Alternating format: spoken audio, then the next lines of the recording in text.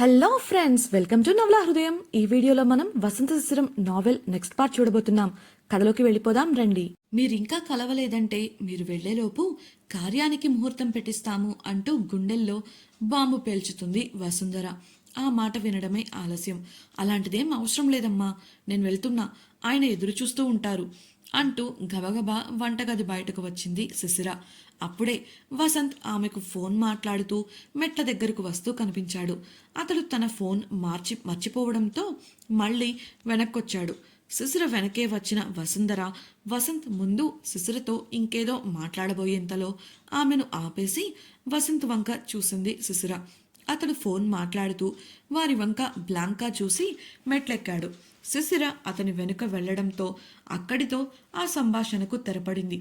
శిశిర అమ్మయ్యా అనుకుంటూ గదికి వెళ్ళింది. కానీ అంతలోనే ఓవేళ అమ్మవాళ్లు ఆయన్ను అడిగి ఏర్పాట్లు చేస్తే ఎలా?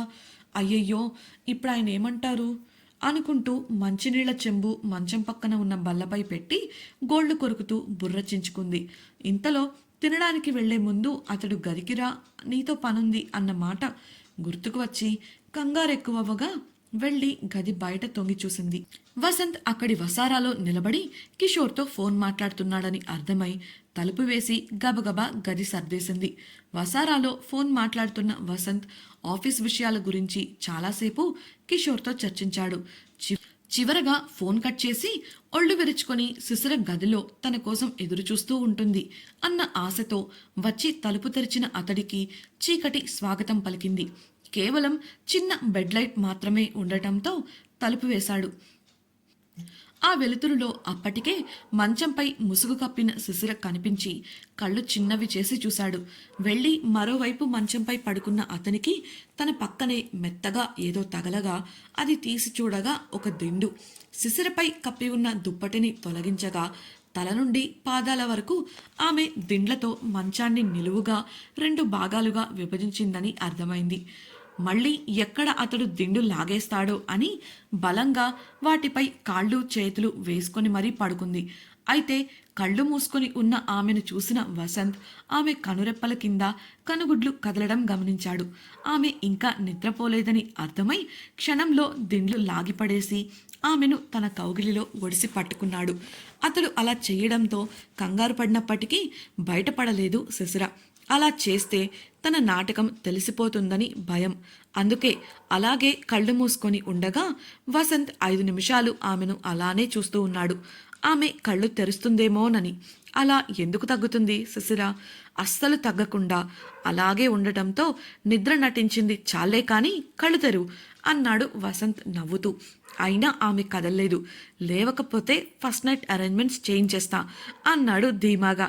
అది వినటమే ఉలిక్కిపడిన శిశిర కళ్ళు తెరిచి లేచి కూర్చుంటూ, ఇదిగో ఇదేం బాలేదు, మీరు మాటిచ్చారు అంది. ఆమెను చూసి గట్టిగా నవ్వేశాడు వసంత్. అతడలా నవ్వుతుంటే చిరుకోపంగా చూస్తూ, అయినా మీరెందుకు ఇలా మాట్లాడుతున్నారు, అసలేమని చెప్తారు అంటూ మొహమాటంగా అంది శిశిర. వసంత్ ఆమె కళ్ళల్లోకి అల్లరిగా చూస్తూ, ఇందాక నిన్ను అడిగిన వాళ్ళు తెల్లవారాక నన్ను అడిగించరా? నాకైతే ఈ ఛాన్స్ అస్సలు మిస్ అవ్వాలని లేదు అన్నాడు కొంటెగా. అంతే, శిశిర ముఖం మాడిపోయింది. తనే తగ్గి వస్తూ, అంతా వినేశారా? ప్లీజ్ ఇప్పుడు అవేం వద్దు. అయినా నాకు టైం ఇస్తానని మాటిచ్చారు కదా, మరి మాట తప్పుతారా అడిగింది బేలగా. వసంత్ నిట్టూరుస్తూ వెనక్కి ఆనుకొని, మరి అలా చేస్తే నాకేంటి కొంటెగా అడగడంతో నీరసంగా చూసింది శిశిర. ఇది మీకు అతిగా అనిపించట్లేదా? మీరు నాకు ఇచ్చిన మాట తప్పుతారా అని అడిగింది. అందుకు వసంత్, ఏం చేయను, నీ పాటికి నువ్వు మారతాను, మనసు మార్చుకుంటాను అని మాటిచ్చావు. అలా అంటూనే ఎప్పుడు అవకాశం దొరుకుతుందా నా నుండి పారిపోవడానికి అని చూస్తున్నావు. లేకపోతే ఇవాళ మధ్యాహ్నం నా మీద కోపం చూపించాల్సిన అవసరం ఏముంది? నువ్వు మాట మార్చినప్పుడు నేను మార్చడంలో తప్పేంటి? ఆమెను మీదికి లాక్కుంటూ, అయినా ఆ ఫస్ట్ నైట్ ఏదో జరిగిపోతే తిక్క కుదిరి మరోసారి ఇలా చేయకుండా ఉంటావు. కనీసం ఆ కారణంతో అయినా నాతోనే ఉంటావు అన్నాడు ధీమాగా. ఆమె అతన్ని విడిపించుకొని కాసేపు ఉడుక్కొని ఆలోచించిన తర్వాత, ప్లీజ్ వాసు గారు, ఇప్పుడు వద్దు అని గారంగా అడగగా, మరి నాకేంటి అంటూ అదే పాట పాడాడు వసంత్. ఆమె చిరాకుగా, ఏం కావాలి ఇష్టం లేకపోయినా మరో దారి లేక అడగగా చిలిపిగా ఆమె కళ్ళల్లోకి చూశాడు వసంత్.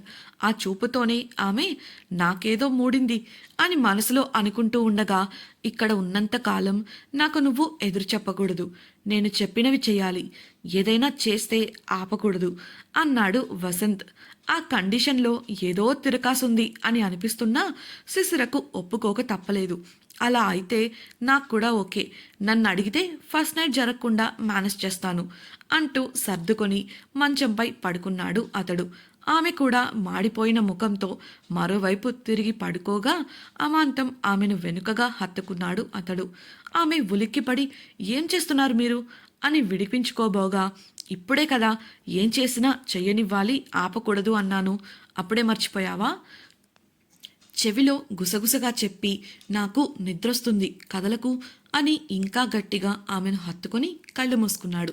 కాసేపటికే అతడి ప్రశాంతమైన నిద్రలోకి జారుకోగా అతడికి దూరం జరిగి పడుకోవాలని ప్రయత్నించి విఫలయత్నం చేసింది శిశిర. నిరాశగా అతనిని చూసి అలానే కళ్ళు మూసుకుంది. డియర్ ఫ్రెండ్స్, నాదొక చిన్న రిక్వెస్ట్. మీరు చేసే చిన్న లైక్ మరియు కమెంట్ నాకు కొండంత ప్రోత్సాహాన్ని ఇచ్చి మరిన్ని ఇంట్రెస్టింగ్ నావెల్స్ని అందించేలా సపోర్ట్ ఇస్తుంది. అలాగే ఛానల్ని సబ్స్క్రైబ్ చేయడం మరవకండి ప్లీజ్. చావడిపై నిద్రపోతున్న కోడి కళ్ళు తెరిచి రెక్కలు విప్పార్చి తెల్లవారిందంటూ తన భాషలో కొక్కరొక్కో అని పాడటం మొదలుపెట్టింది. ఆ శబ్దానికి నెమ్మదిగా ఒక్కొక్కరుగా తెల్లవారుజామునే నిద్రలేస్తున్నారు. గదిలో వసంత్ కౌగిలిలో నిద్రపోతున్న శిశిరకు కూడా కోడి కూతలకు మెలకు వచ్చింది. గడియారంలో సమయం 5 అని చూసి ఇప్పుడు లేస్తే గుడికి వెళ్లేందుకు సమయం పర్ఫెక్ట్గా ఉంటుంది అనుకొని మెల్లిగా అతడి కౌగిలి నుండి విడివడి బాత్రూంకి వెళ్లి ఫ్రెష్ అయి తన తల్లిని కలవడం కోసం కింద ఫ్లోర్కి వెళ్ళింది. వంటగదిలో ఒక పొయ్యిపై టీ పెట్టి మరో పొయ్యిపై కాఫీ కోసం పాలు వేడి చేస్తున్న వసుంధరను హక్ చేసుకుంటూ గుడ్ మార్నింగ్ అమ్మా అని అంటుంది శిశిర. వసుంధర ఆమెకు కాఫీ కప్ అందించగా దానిని అందుకుంటూ థ్యాంక్స్ అమ్మా, ఇంత పొద్దున్న చలికి వేడిగా కాఫీ బాగుంటుంది అన్న ఆమెతో వసుంధర ఇది నీకోసం కాదు, జాగ్రత్తగా తీసుకెళ్ళి అల్లుడు గారికి ఇవ్వు, నీకు కావాలంటే మళ్ళీ కల్పిస్తాను అని అంటుంది. శిశిర చిరాకుగా పోమ్మ, ఆయన ఇంకా లేవలేదు, కావాలంటే ఆయనకే తర్వాత పెట్టివ్వు అంటూ కాఫీ తాగబోతుంటే శిశిరను ఆపి దెబ్బలు పడతాయి శిశిరా నీకు, వెళ్ళి లేపి కాఫీ ఇచ్చిరా, అసలే తలంటు పోసుకోవాలి, అందుకు సమయం పడుతుంది కదా అంటూ ఆమెను వంటగది నుండి బయటకు పంపుతుంది వసుంధర. బలవంతంగా మెట్లెక్కుతూ ముందొచ్చిన కాళ్ల కన్నా వెనకొచ్చిన కొమ్ములు వాడి అంటే ఇదే, సొంత కూతురుని నన్ను పట్టించుకోకుండా నిన్న కాక మొన్న వచ్చిన అల్లుడు ఎక్కువైపోయాడు వీళ్లకు అని గొనుక్కుంటూ తన గదికి వెళ్ళి వసంత్ని ఎలా నిద్రలేపాలా అని ఆలోచిస్తూ ఉంది. పొద్దున్నే లేచినప్పటికీ బొజ్జలో కాఫీ పడక బుజ్జి బుర్ర పనిచేయకపోవడంతో మొహమాటంగానే మంచం దగ్గరకు వెళ్ళి వసంత్ షర్ట్ పట్టుకొని వాసుగారు అంటూ పిలిచింది. అతడికి మెలకువ వచ్చినప్పటికీ ఆమె ఏం చేస్తుందో చూద్దాం అన్నట్లుగా పడుకుండిపోయాడు వసంత్. ఎంత పిలిచినా పలకకపోవడంతో నీరసంగా అతని ముఖాన్ని చూసిన శిశిరకు అతని ఎర్రటి పెదవులపై ఉన్న మీసకట్టు అందంగా ఆకర్షణీయంగా అనిపించి ఒకసారి దాన్ని ముట్టుకోవాలి అనిపించింది. ఆ పని చెయ్యడానికి కాస్త జంకినా అతడు నిద్రపోతున్నాడులే అన్న ధైర్యం చేసి మెల్లిగా దగ్గరికి వెళ్ళింది. సరిగ్గా ఆమె మీసాన్ని తాకిందో లేదో ఆమె చెయ్యిని ఎవరో బలంగా పట్టుకున్నారు. ఉలిక్కిపడి ఎవరా అని చూస్తే అది వసంతే. అది కూడా కళ్ళు తెరిచి తననే అల్లరిగా చూస్తూ. ఒక్క క్షణం అద్దరిపడింది శిశిర. తత్తరపడుతూ అది వాసుగారు, కాఫీ తీసుకొచ్చాను అంటూ చెప్పింది. అతడు వెటకారంగా అవునా, అయితే ఇవ్వకుండా నా దగ్గరేం చేస్తున్నావు, అది కూడా దగ్గరగా వచ్చి అని అడగగా ఆమె కంగారుగా ఏదో ఆలోచనతో అది మీ ముఖం మీద ఏదో ఉంటేను తీద్దామని అంది మెల్లగా కప్పించుకోవడానికి. అతడు లేచి కూర్చుని ఆమెను దగ్గరకు లాక్కొని కాళ్ల మధ్య బంధించి తియ్యి అన్నాడు వసంత్. ఆమె షాక్లో విషయం మర్చిపోయి ఏంటి అని అడిగింది. అతడు చిన్నగా నవ్వి నువ్వే కదా నా ముఖం మీద ఏదో ఉంది అన్నావు, అదే తీయమంటున్నా మత్తుగా ఆమె కళ్ళల్లోకి చూస్తూ అనగా ఆమె తడబడిపోయింది. వాసుగారు, మీరు లేచేటప్పుడే గాలికి పోయినట్లుంది, ముందు మీరు కాఫీ తాగండి, ఆరిపోతుంది అంటూ అతడికి దూరం జరిగి దిక్కులు చూస్తూ కాఫీ ఇచ్చింది. అతడు తాగుతుండగా, నేను అమ్మ దగ్గరకు వెళ్తాను, పనుంది, మీకు స్నానానికి బాత్రూంలో అన్నీ పెట్టి ఉన్నాయి, తలంటుకోవాలి అని అమ్మ చెప్పారు, మీరు కాఫీ తాగి రెడీ అవ్వండి చెప్పేసి అతడు చెప్పేది కూడా వినకుండా వడివడిగా అడుగులు వేస్తూ బయటకు వెళ్ళిపోయింది శిశిర. అతడు నవ్వేసి కాఫీ తాగి పక్కన పెట్టి బాత్రూంలోకి వెళ్ళి షాక్ అయ్యాడు. వంటగదికి వెళ్లిన శిశిర అప్పటికే వసుంధర ఆమె కోసం కాఫీ కలిపి పెట్టగా తాగుతూ ఉంటుంది. అదే సమయంలో పై ఫ్లోర్ నుండి కిందికి టెన్షన్గా చూస్తూ శిశిర కోసం వెతుకుతున్నాడు వసంత్. బయట పనులు చేస్తున్న వాళ్లకు టీ ఇస్తున్న వసుంధర అది చూసి, శిశిర, అల్లుడు గారు నీకోసం చూస్తున్నట్లున్నారు, వెళ్ళి ఏం కావాలో చూడు అని చెప్పడంతో కాఫీ తాగేసి వసంత్ దగ్గరకు వెళ్ళింది. ఏమైంది వాసుగారు, స్నానానికి వెళ్ళలేదా మీరు అని అడగగా వసంత్ ఆమెను చూస్తూ, నాకు షాంపూ కావాలి, తెచ్చివ్వవా, నాకవి వాడటం తెలీదు అన్నాడు దిక్కులు చూస్తూ. The great CEO mister Vasant ఇంత చిన్న విషయాన్ని నాకు తెలియదు అనడం అతనికే కాస్త చిన్నతనంగా అనిపిస్తోంది. శిశిర, ఏంటి షాంపూనా, కుదరదు వాసుగారు, గుడిలో పూజకు వెళ్లాలంటే తప్పకుండా తలంటు స్నానం చేయాల్సిందే అని అమ్మ చెప్పింది.